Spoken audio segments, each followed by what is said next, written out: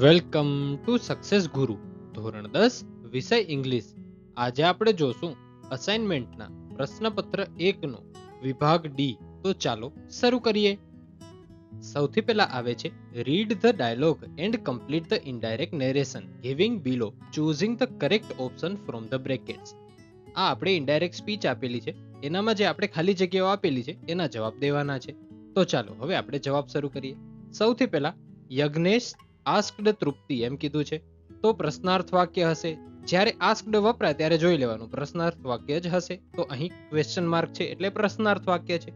હવે પછી ખાલી જગ્યા આવે છે અને ઓપ્શન છે ધેટ, ઇફ અને વોટ.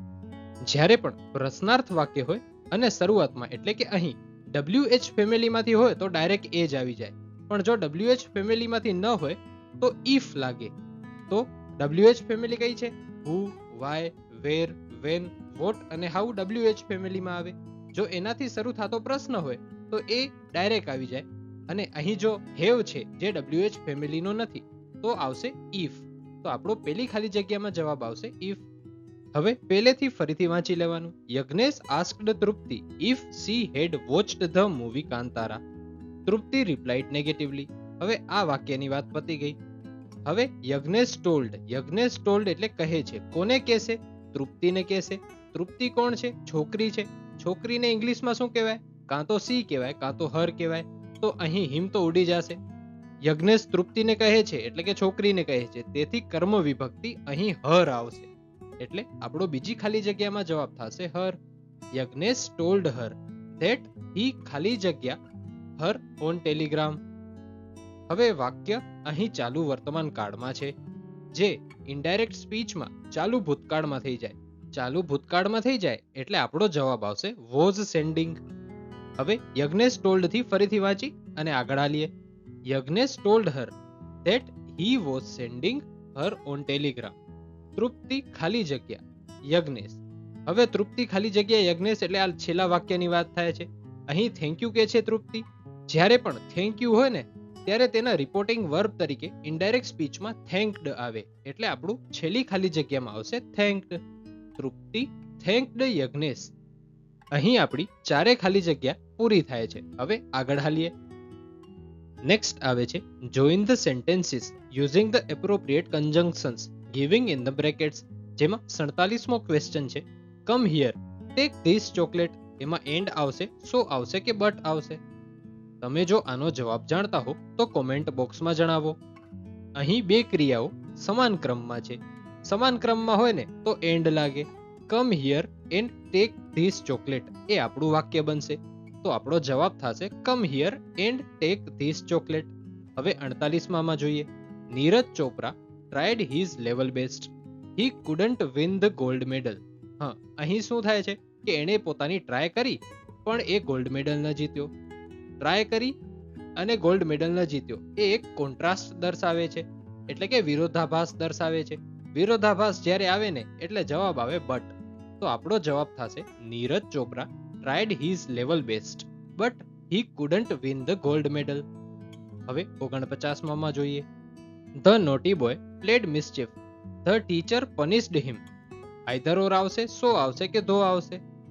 અહીં the naughty boy played mischief એ એક કારણ છે કે એક તોફાની છોકરાએ તોફાન કર્યું, અને બીજું વાક્ય પરિણામ દર્શાવે છે કે ટીચરે તેને પનિશ કર્યો.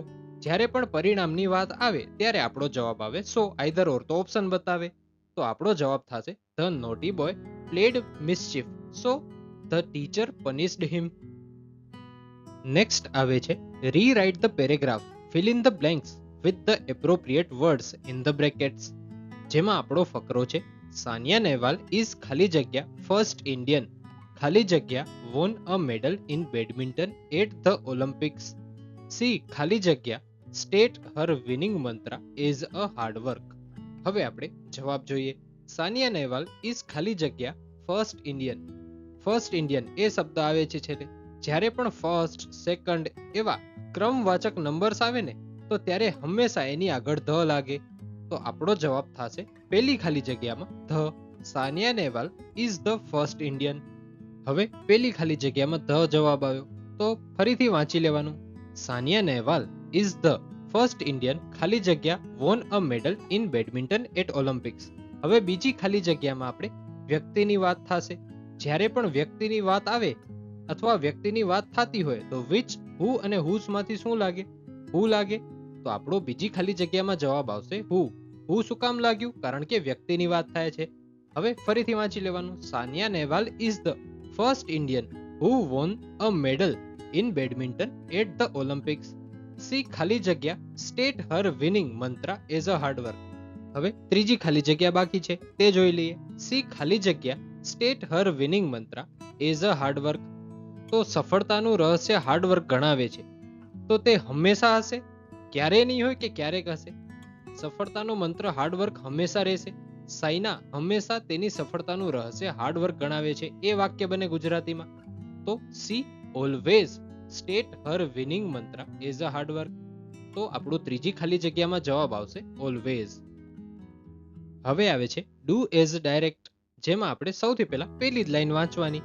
Every year we celebrate Navratri in Surat. આપણે જવાબ કેવી રીતે લખવાનો છે? બીંગ લાઈક ધીસ માં આપેલું છે એવી રીતે. Last year we celebrated.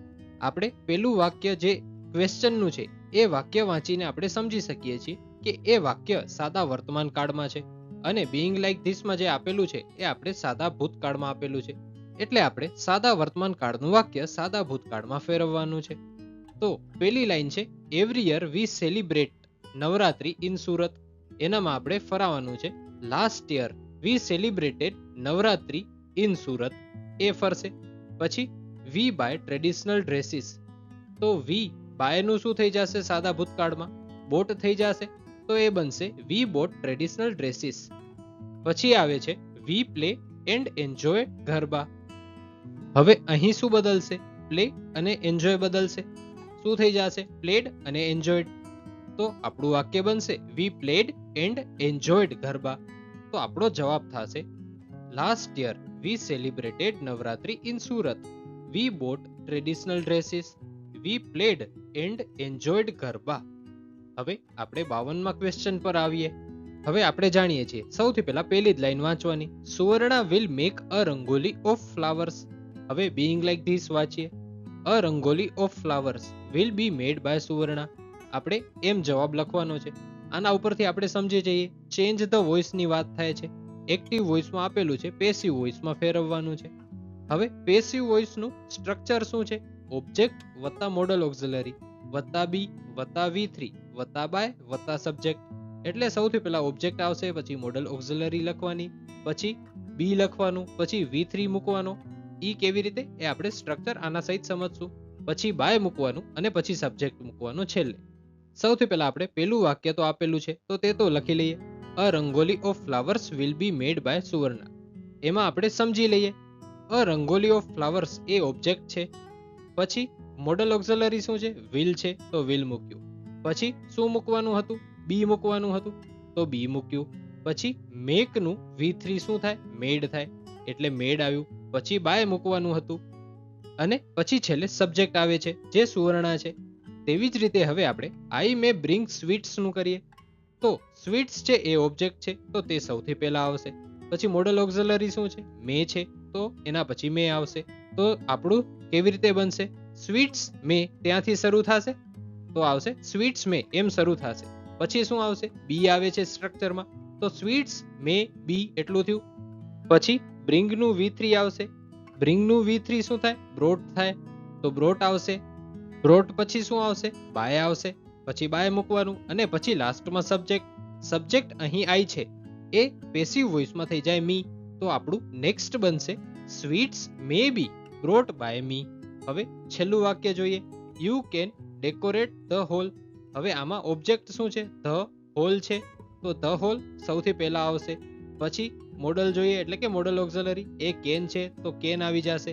પછી શું મૂકવાનું? બી મૂકવાનું એટલે ધ હોલ કેન બી એટલું તો થઈ ગયું. પછી ડેકોરેટ આવશે. ડેકોરેટ નું V3 મૂકવાનું. ડેકોરેટ નું V3 શું થાય? ડેકોરેટેડ થાય. પછી બાય મૂકવાનું અને પછી સબ્જેક્ટ. સબ્જેક્ટ શું છે? યુ. તો આપણું વાક્ય બનશે the hall can be decorated by you. આ આપણો જવાબ અહીં પૂરો થાય છે. હવે આગળ વધીએ. નેક્સ્ટ આવે છે select the questions to get the underlined words phrases as their answers. જેમાં આપણો પહેલો પ્રશ્ન છે, Ritesh was waiting for Rita at the bus stop. જો તમે આનો જવાબ જાણતા હો તો કોમેન્ટ બોક્સમાં જણાવો. રિતેશ કોણ છે? રિતેશ વ્યક્તિ છે. તો વ્યક્તિની જ્યારે વાત આવતી હશે ને તો એનો જવાબ whom અથવા who થી જ શરૂ થતો હશે, એટલે કે એનો ક્વેશ્ચન who અથવા whom થી જ શરૂ થતો હશે. તો whom આપણે એ ઓપ્શનમાં દેખાય છે અને who આપણે સી ઓપ્શનમાં દેખાય છે. તો એ અને સી સૌથી પહેલા વાંચીએ. For whom was he waiting at the bus stop? જો રીટા નીચે અંડરલાઈન હત ને તો આપણો જવાબ એ થાત. For whom કોના માટે? he એટલે રિતેશ રાહ જોતો હતો બસ સ્ટોપમાં એમ કહેવા માંગે છે, પણ આપણે તો રિતેશ નીચે અંડરલાઈન છે એટલે આપણો જવાબ થશે C. Who was waiting at the bus stop? Ritesh bus સ્ટોપે રાહ જોતો હતો. એ જવાબ થાય who was waiting at the bus stop નો, માટે આપણો જવાબ થશે C. Who was waiting at the bus stop.